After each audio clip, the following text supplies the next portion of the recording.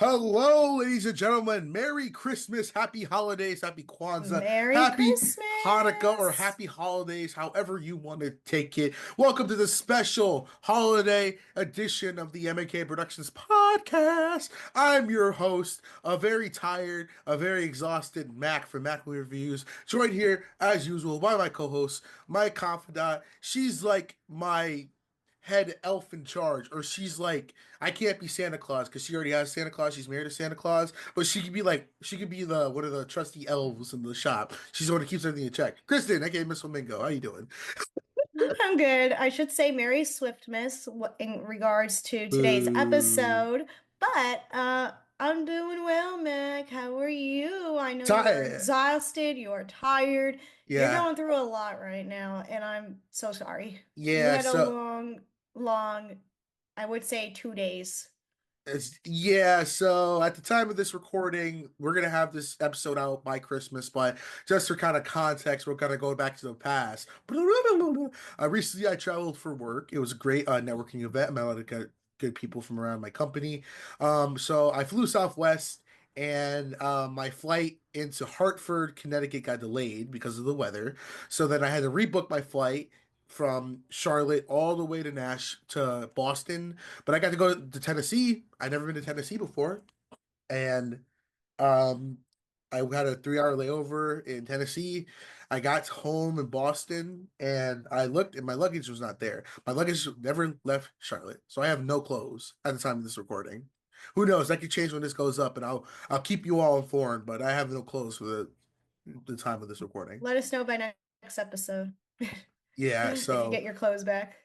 so good time. Don't pack all your work clothes with you in your luggage. It just doesn't work. Have a backup at home. But besides that, I'm exhausted too because we're wrapping up 25 days of MMR Xmas. Another good year of that. Really fun, love doing that. And now we're gonna be gearing up for our top 10 worst and best list. There's just so many things.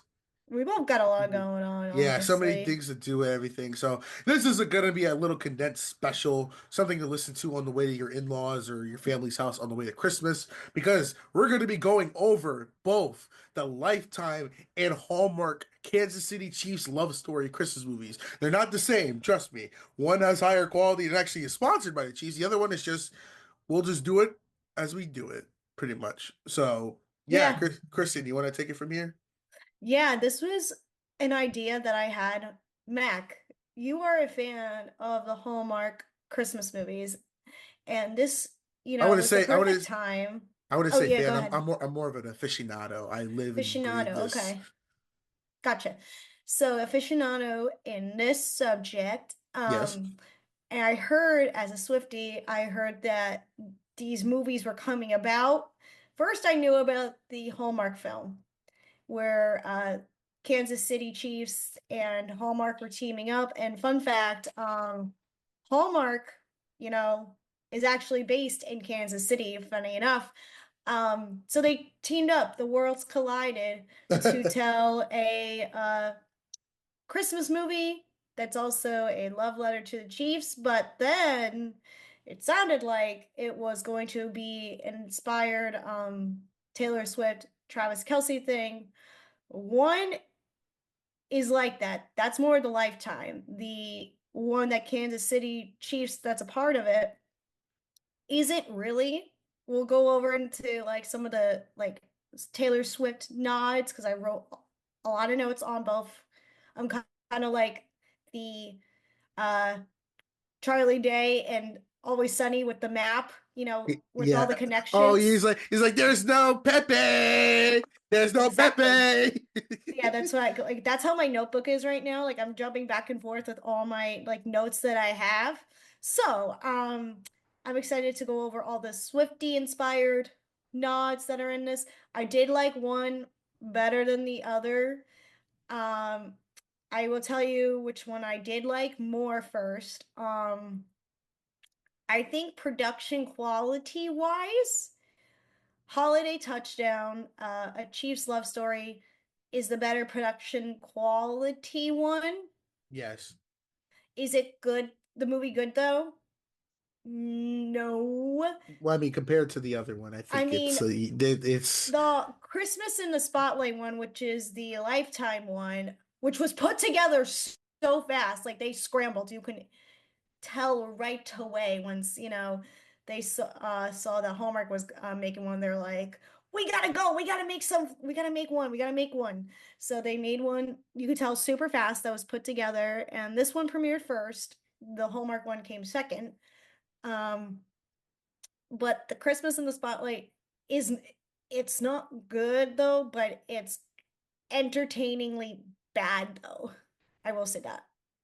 It's the still okay. But the like if I'm gonna Lifetime. watch one, yeah, the Lifetime one. But if I'm gonna watch one over the other, I'm gonna watch the Hallmark one, honestly. If I had to pick I again. mean, I guess I'd probably agree with that sentiment because watching. So we watched the Lifetime one when it aired that night. Yeah, we were texting back and forth. Like Yeah, we were having like a little watch along party. I was in the laundromat watching it and just kind of laughing because it's like wow, and then it's like when I looked at the trailer for the Holiday Touchdown, I'm like, okay, you see which one had the backing a little bit more money and like Yes. the kind of the okay from the Chiefs because like Holiday Touchdown has like Mama Kelce in it, has damn like Andy Reid's in it, so it's like okay, cool.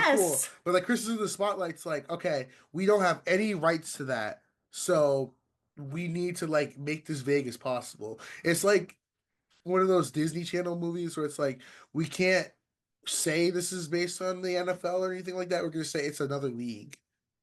You can say it's like more the nods with like when Nickelodeon used to do like those like Bella and the Bulldogs. yeah, like stuff like that. But yeah, which one do you want to talk about first as we give our thoughts on the film? Do you want to do Christmas in the Spotlight or do you want to do Holiday Touchdown? Which one would you like to discuss first? Let's start with Christmas in the Spotlight. I don't care who's watching, a million people or nobody. Are we doing this? Let's freaking go. Let's freaking go! Christmas in the Spotlight. Premieres Saturday, November 23rd at 8. Part of It's a Wonderful Lifetime. Yeah, that's fair. This one premiered first. This one premiered on November 23rd, 2024. Wow, that's almost a month ago. I did not Damn. realize that time flies. Okay, but anyways, this is directed by Michelle uh, Owlet. I think that's how you say her name. Yes. But let's see. Let me pull. Do you have the description in front of you? Because I have like multiple windows on my I desktop. have it right here. So the synopsis for Christmas Spotlight is a famous singer and a football star begin dating, but their budding romance faces intense public scrutiny, forcing them to decide if their connection is real or merely a publicity stunt by the end of the Christmas season. I guess that's something we actually should differentiate. So with Holiday Touchdown is more about a true story about two fans who fell in love using the Kansas City Chiefs that has different elements of Taylor Swift in it, and it's kind of like that. While Christmas in the Spotlight is like this is a mock. This is a not mockery. This is like interpretation of Travis Kelce and Taylor Swift.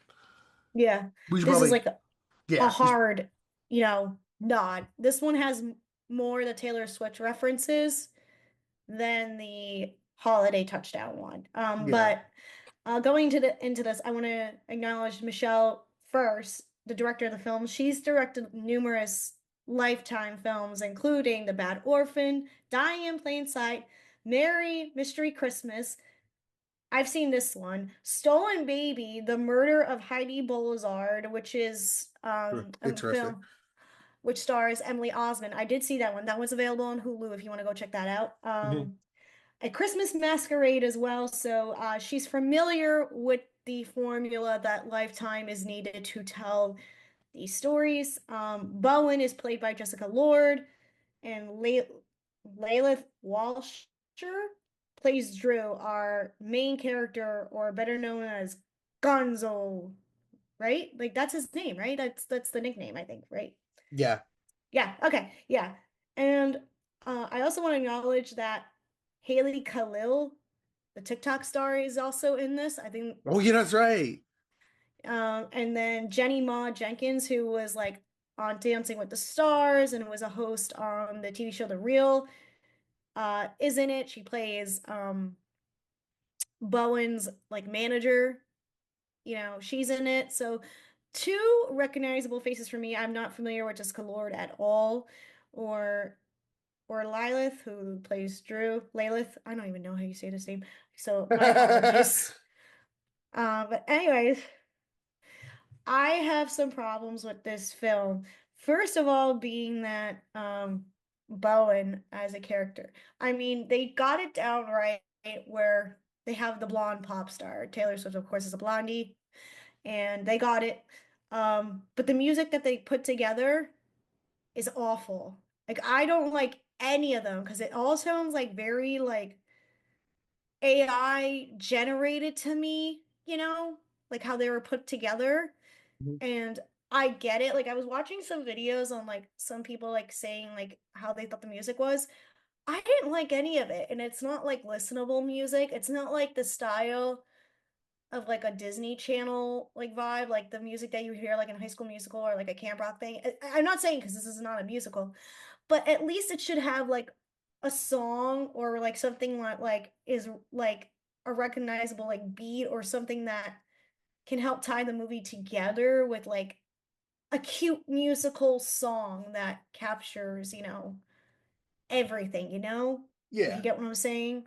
Um, but yeah, Mac, I gotta ask about the Bowen casting. What do you think of our character? Oh, man. Is that the guy who's supposed to be Travis Kelce?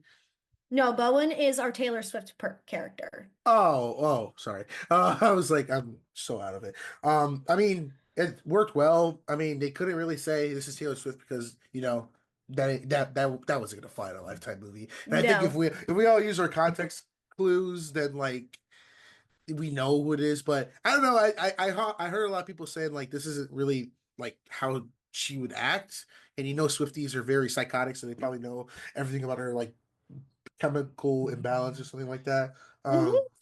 but I think in the role of like a Lifetime type thing, I think that this works for that because I would see they ask her to play her in like a Taylor Swift biopic movie. I think for this type of story they wanted to tell about this being like not mocking, I want to say mocking, but kind of just telling their interpretation of how they met. I think that they're like, well, we're gonna use what we gotta do. I think she did fine as like the blonde pop star. Like, was she memorable? No, not really. She was just fine. She's fine, and that's like the same thing about that can be said about Drew, who goes by Gonzo, like that's his nickname in the film. And I should say that who's like our Travis Kelce. And Travis Kelce does have nicknames. He's known as like T-Rex, Yes. and his brother, Jason, calls him Big Yeti. See, that's weird. So I would not let my brother call me that. I don't like Big Yeti. I don't know. I That like is, T-Rex seems fitting for the football players, excuse me, side of it. But in this film, Drew has a brother in the film. Um, and he's also on the same team that Drew plays on. And the brother has like is married, has kids, so he's like the dad, and then like Travis is like the fun uncle, and that's what Drew is shown to be like, the fun uncle. So like he gets, he throws a party for they throw a party for their daughter. They go to the, their version of the Eras tour.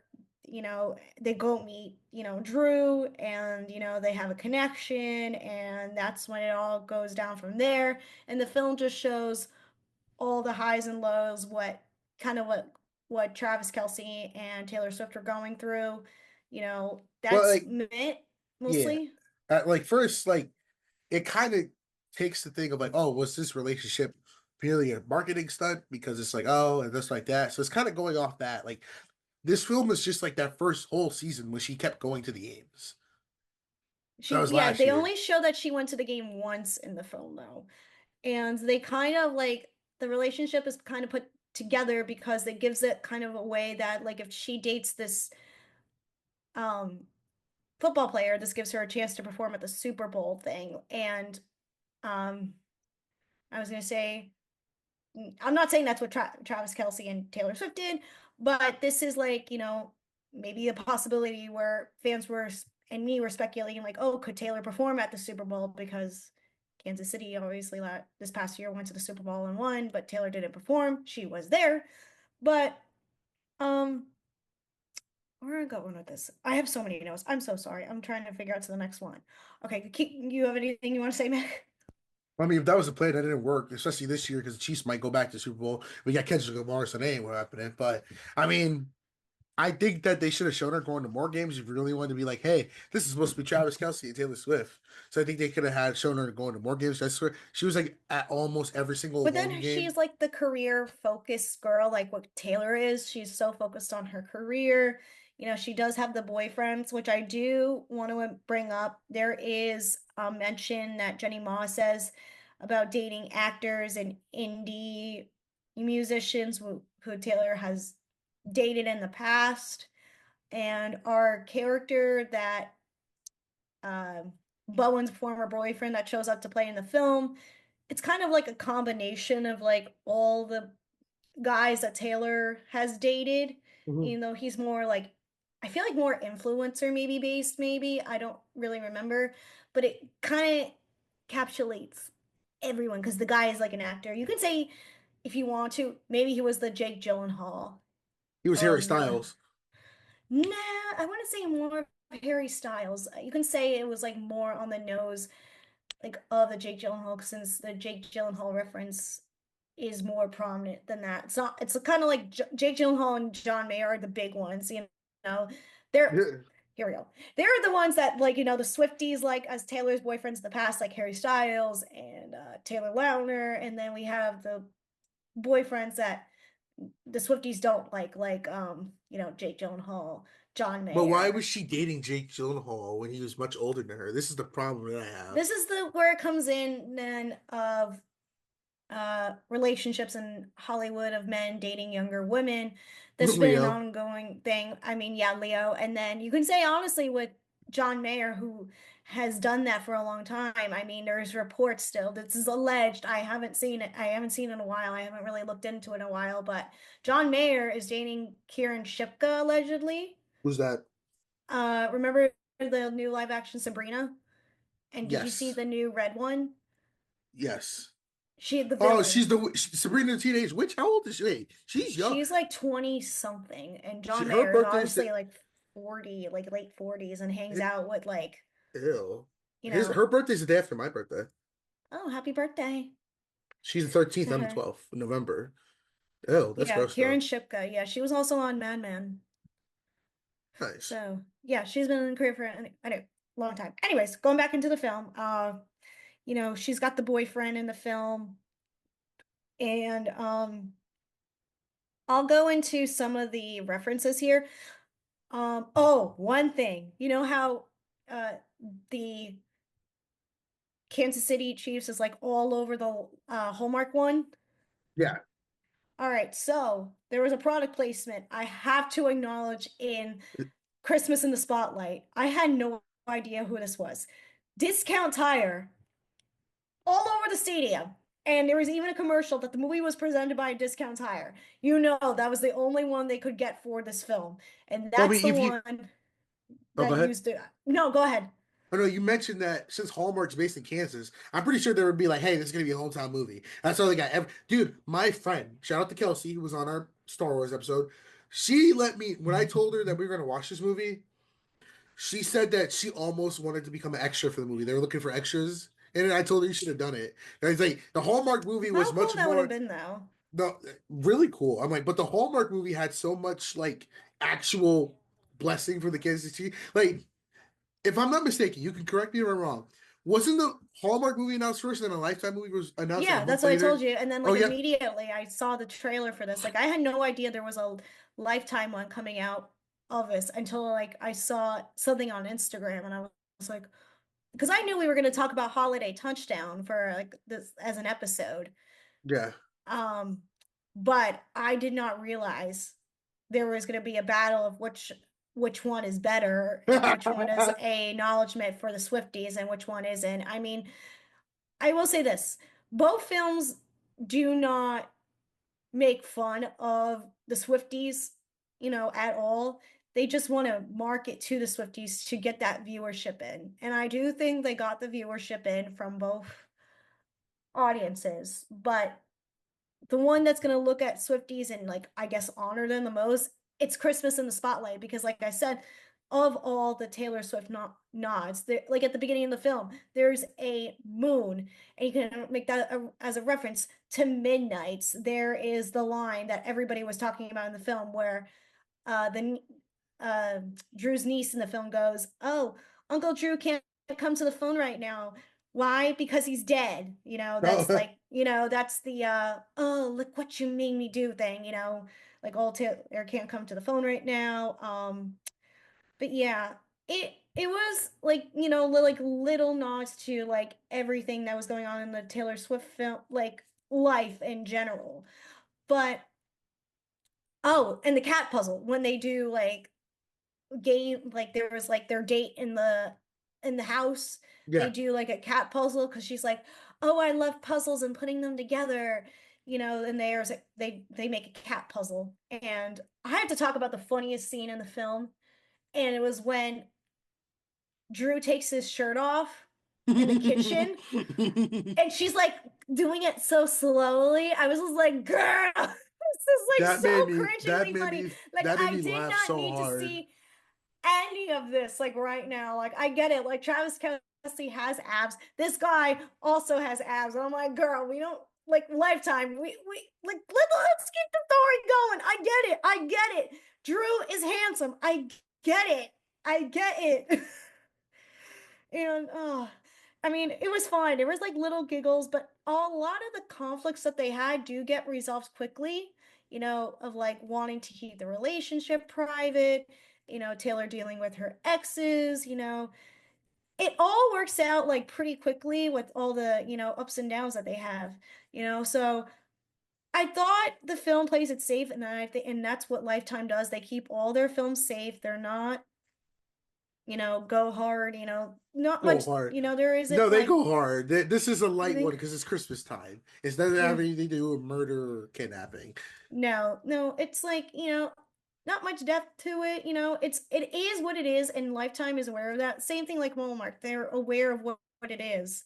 So I it's fine, but like It's I fine. said, for what it presents itself to be, it's a Taylor Swift inspired Travis Kelce movie. This is what it is. The other Yep. one isn't, but this one is the worst one, and presenting wise, and the most entertaining wise to watch, while the Hallmark one is well put together and more like organized in a way. Oh, I want to acknowledge too, the fans in the film are also called arrowheads, and you can kind of say that like when I was writing my notes, that's kind of like the Archer, where Taylor does like the Archer thing, Yep. where she goes, "I'm the Archer," like that's like the song from her Lover era from our non-Swiftie fans here. But yeah, I liked watching it. It was fun. It really was a fun watch just to laugh and just have a good time and just have a glass of wine and just enjoy it. you See, know, you had wine, I had water, so there's a big discrepancy here. I should have had hard liquor watching this. I kind of Um, wish I had the Gaslighter wine. That's the Taylor Swift wine that was featured in the documentary, the Miss Americana documentary. but this So film was obviously thrown together the last minute. They saw Hallmark was doing that movie and how big that was, like, well, big relatively speaking, how well put together it was. And they said, we need to catch up on that. And that's why they premiered so closely together. yeah, one weekend another thing, and then grab your girlies for one weekend, and then grab your other girlies for another. Yep. But I didn't get to watch the Hallmark one the day it premiered, so I had to record it. So I missed the hype of it, like of it being like, the premiere night. But you ready to go into holiday touchdown? Hallmark and the Kansas City Chiefs. Whoa. Leave it all on the field. How about those? Chiefs. Holiday Touchdown, a Chiefs love story. All new Saturday, November 30th. Part of Countdown to Christmas. Only on Hallmark Channel. So this is the synopsis for the Hallmark Christmas film around Chiefs. This is not Taylor Swift and Travis Kelce. This is actually based on a true story, I believe, of two fans, I Oh, I believe. don't know. I think it's a true story. I got to confirm with my Kelce. You're listening to this podcast. Let me know if this is a true story. I'm pretty sure this is a true story. Don't quote me on this. But the plot revolves around Alana Hickman, a diehard Kansas City Chiefs fan, and her family are competing to win the team's Fan of the Year contest in a process judged by the director of fan engagement, Derek. It's directed by John Putch. It's written by Julie Sherman Wolf. It stars Hunter King, Tyler Hines, and Ed Begley Jr. and has cameos from Mama Kelce herself and Andy Reid, the coach of the Chiefs. And then there was another cameo from Trey Smith, Yes, and I think it was Trent Green, maybe. probably, yeah, Trent Green. But anyways, I want to acknowledge first Hunter Green, who was cast in the film, who plays our main character, Alana. That is Joey King's sister. I'm sorry, what? I'm not kidding, Mac.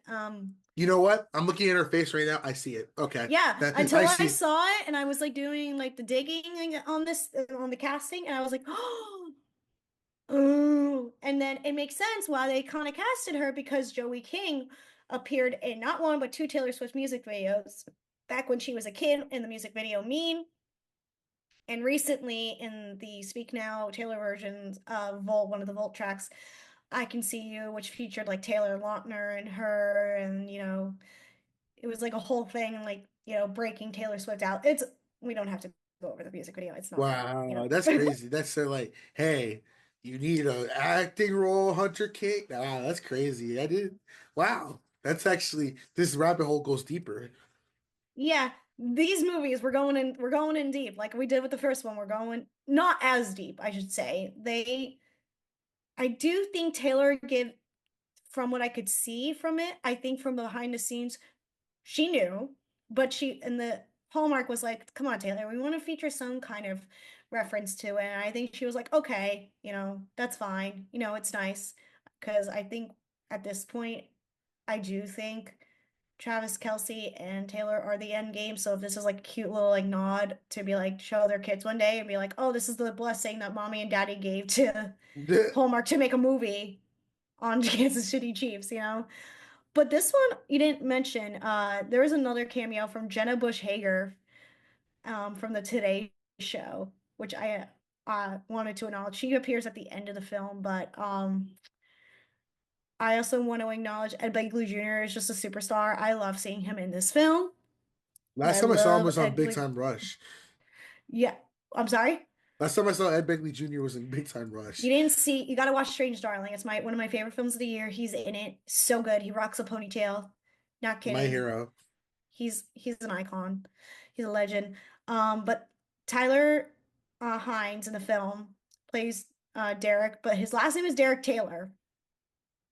They don't mention that, but it's like on the his office door, because he's not a football player. He works on fan engagement. Yep.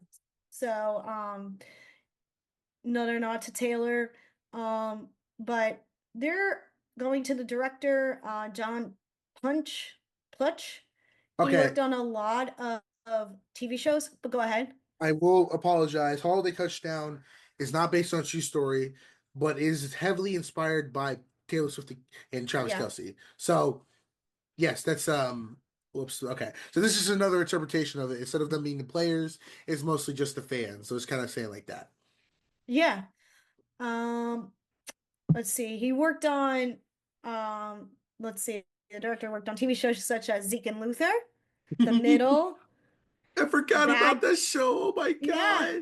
Bad Judge, Cougar Town, Blackish, Ugly Betty, and the writer of the film, Julie Fisherman Wolf, worked on tons of Hallmark movies. So she also knew what the formula was going to be. Probably obviously heavily involved speaking with, Kansas City Chiefs stuff and making sure all of it is right down to the point of that's going to make Kansas City Chiefs fans happy more than Taylor Swift fans. But she worked on shows such as Jonas and Phil of the Future. So, okay, I was like, girl, get it. Yeah. But yeah, the girl in the film, Alana. Yeah. She crazy with this hat thing. because there's like our main conflict in the film is that there's this hat. And Derek, who falls in love with Alana, doesn't believe in the hat and its magicalness at all. Like, because there's this hat in the film that, all these things came to happen with the Kansas City Chiefs where they won certain things or, they played certain plays that the hat is worn, it's in its Yeah. presence. And Derek doesn't see it as anything, he's like, yeah, it's fine, but I don't see the magic in it, But Alana sees it as her like faith, like this is God, like the hat is God. This is God. This is your Yes. new. It's like fucking Harry Potter, the Sorting Hat. This is your God now. Yeah, like honestly, if Harry Potter's wand, this is Alana with the hat. So like I thought she was going a little too hard with the hat at times. I'm watching, I'm like, girl, it's a hat. It's a hat. It's a Listen, hat. when it comes to Kristen, when it comes to sports like that, if there's something that correlates and your team's doing good, you hang on to that until it stops working. Do you have anything like that? Since you are a Um, sports guy, like I'm not really. I always have a thing where if I watch my team, if this is weird, I will check if my team wins. But then I have a thing where if I know they're winning, I won't watch the last minute of the game because every time I do, it seems like we lose. So I'll watch the beginning of the game. I know we're up. I turn it off. Yeah. Okay. Very But true. I don't go crazy like that with a hat. It's like if you touch my hat, I'll cut you. Yeah, I mean that's what like that happens. Apparently to Alana, she's ready to out to kill somebody. She was already out to kill somebody when the hat was stolen. Spoiler alert. Like when it's stolen, when they go to like this event, she goes to the event with Derek and then his hat is stolen again, and then Who the fuck stole my hat? yeah. But anyways, I thought it was fine. Not as memorable though, but I was entertained. I think comparing the two, this one's more entertaining because it has a fucking budget. It Has a a budget. yes. I do like the chemistry though between Alana and Derek. I agree. It was very strong. I do like the connection that they had. They were really likable, especially Derek. I really liked Derek a lot. Like he was just like, all right, this is like the fan engagement, he does his job, but he doesn't like understand like what it means to be a Kansas City Chiefs fan, but he learns that through Alana because given the fact her family owns a Kansas City Chiefs store, They want to school you. So yeah, it was sweet. And this is like all based on like a contest too. I don't know if we mentioned that too, but No, you're not. yeah, so Alana's family's in the running for like fan of the year. And Okay. spoiler alert, they win. Wow, I did. It's like the movie wouldn't happen if they didn't win. Yeah, I know. Um, there was other competition. There was the cat. There's always a cat. There was the cat. It was Cat Mahomes, I think it was called. Like there was like a reference to Patrick Mahomes. The cat was named after Patrick Mahomes. Oh my And God. then Can you imagine they got him the cameo in this movie? They could have probably got they the wouldn't have wife. not. There is something that they did. Patrick Mahomes did work with Hallmark on something, or they I produced remember something. that. Not on this though. No. They did do something. I don't know. I wasn't focused on that. I was more focused on this. But I forgot the other contestant, but I just remember the cat one because that was just a big thing because obviously Taylor loves cats. They're gonna squeeze that in as well. So somebody said like in one of the videos that Mama Kelce only had a cameo. No, this girl was featured. She wanted She that is the movie. paycheck. She is. I loved her. Her energy in the movie was great. She seems like a very cool lady. Like whenever I watch She her interview is and cool, everything. especially And if you watch her interviews. that's what I'm saying. Yeah, and I was like, I was so happy when the trailer you saw her. I'm like, yes. It's kind of like when Taylor shows up in like a music video or something. Like when you see her, you're like, oh my God. It's Mama Kelce. And Mama Kelce is so sweet. And when you watched, she shows up at the end, and I thought it was really sweet because she wore her jersey that had both Jason Travis, and yeah, I thought that was sweet. I'm like, that's the acknowledgement right there, Mama Kelce. And another thing too, more with the Taylor Swift stuff, when Hallmark put out a statement, oh my God, excuse me. You got it. They mentioned The Alchemy, and that's a Taylor Swift song. There's a song called The Alchemy, which is like based on her relationship with Travis Kelce. Going back to Mama Kelce, this is a bit of a stretch with my Taylor Swift knowledge, but she says like when somebody was eating something like at the restaurant that's featured in the film, Mama Kelce says a line that goes, living in Paris and not having a baguette. Taylor has a song called Paris from the Midnight's album. So Okay. yeah, that's it. Nothing special. This one Is that your tinfoil hat conspiracy? Yeah, that was my tinfoil hat. But then there's the major one where it's at the beginning of the film, and it's a Polaroid that shows Alana's parents, and it says 1989 when her parents got together. And it says TS, like it says TS in the corner on like the 1989 album, TS in the corner, 1989. It just shows the year they got, Taylor Swift was born, So, there's that. But on the lines of everything else, not as much. If you're gonna watch one for the Taylor Swift references and wear your tinfoil hat like I did, you're gonna want to watch like I said, Christmas in the Spotlight. Yeah, because it's actually for me, I'm personally gonna say give Holiday Touchdown a watch. I would say give Holiday Touchdown a watch, because of Ed Begley Jr. and Mama Kelce. Just love those two. Honestly, love those two in this film. I just love watching Ed Begley Jr. because do you remember the part in the film that was so sweet about where Derek gives the gifts of the chairs from the original stadium? I love it. That was so sweet. I couldn't get over how sweet that was. And then there's like the running joke about the eggnog. Have you ever Trying had to eggnog? perfect the eggnog. And Derek gets the ingredient right because they couldn't figure out what, because Ed Begley Jr.'s character, his wife is gone. And they're trying to figure out the recipe, and there was like that's one of the reoccurring jokes of like trying to figure out what the mystery ingredient is for the eggnog. That's the one running joke I like. The only running joke I did not like was the fruitcake.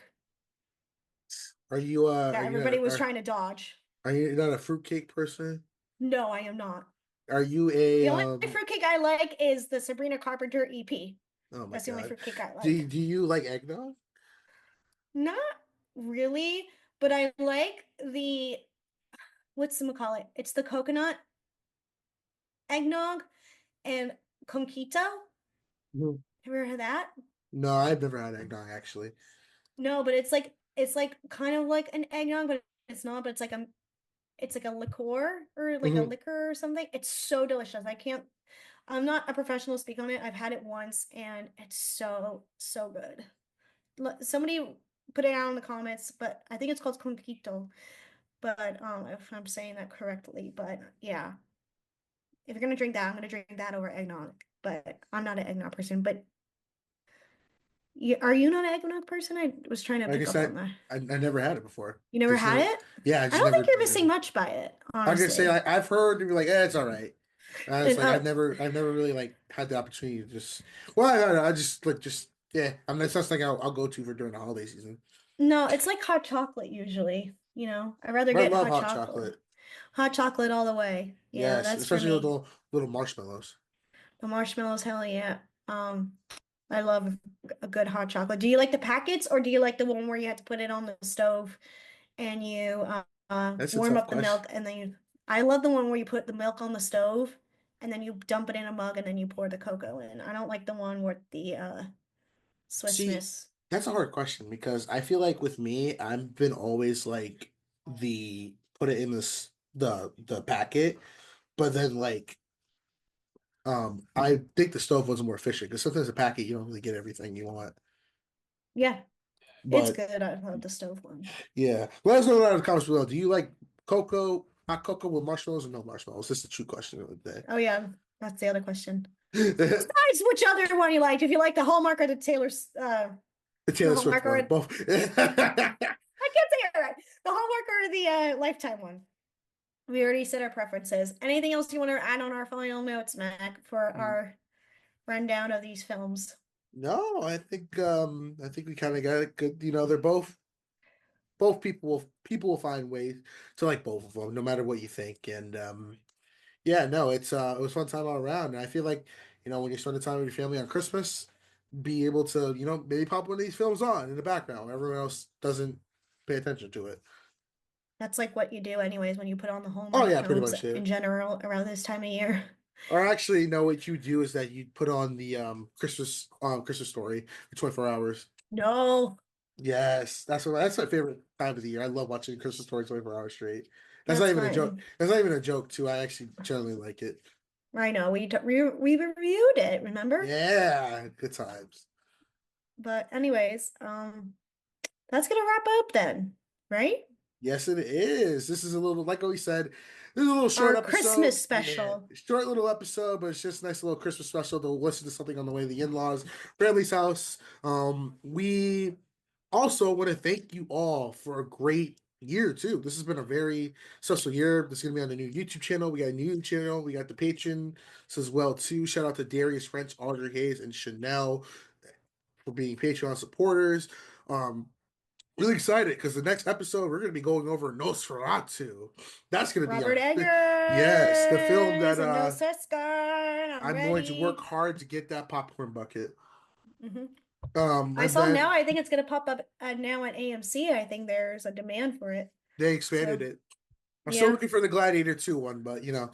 And then we'll be getting into our top 10 best and worst lists. Whichever order we do first, it'll be up to us. But we're probably gonna. I think we should probably start with the worst. Get the worst out of the way. We got to pull that Band-Aid off first and get. Well, I like doing the worst list because it's funnier.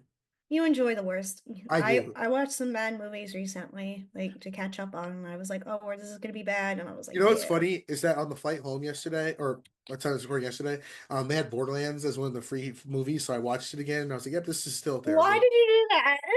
I had to make sure, like, was this terrible, or was I just dreaming? No, it's still terrible. I'm like really mixing up my end of the year now worst list because I'm like, do we really want to talk about this film more or this film more for the show? Well, let's say that figuring out. The top three the top three this year is probably the hardest. I'm gonna have to separate each. I already have which one is my top. I think you'll know. So. Madam Web. Oh yeah. I'm putting it out there, folks. Unless I see Borderlands magically. Or Kraven the Hunter. I didn't even see that yet. I don't think anyone watched that. No, nobody did. I know one person who saw it.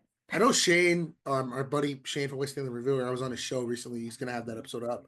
Yeah, I was too. Yeah, he's gonna have both of our shows up then. The day we did our interview, we had to move it late because he got invited to watch Kraven the Hunter. I was like, "You lucky man!" He came and told me, "It's like it's not terrible, but it's like please stop with these Sony movies." And well, it's the end of an end, so thank God. That was the last one. But yeah, that's gonna wrap it up for us. Like you said, if you have any suggestions for topics, please leave it down in the comments below. Make sure you go check out our Patreon. And we want one more thing from y'all. Kristen, do you want to know what we want from our folks? Subscribe. Just give us a nice big old hug for the holidays and end our year nicely. Subscribe. Do all the stuff. Go support our Patreon. So go follow us. Do all that stuff. And don't forget Merry Christmas. What are you gonna do? Don't forget to cherish your loved ones during the holidays, no matter what happens. Because we have fun and everything, but me and Kristen, we're like brothers and sisters. So we cherish each other. You cherish all your loved ones for this holiday season, no matter what you celebrate. Come together, be safe, and just have fun. Yes, have fun.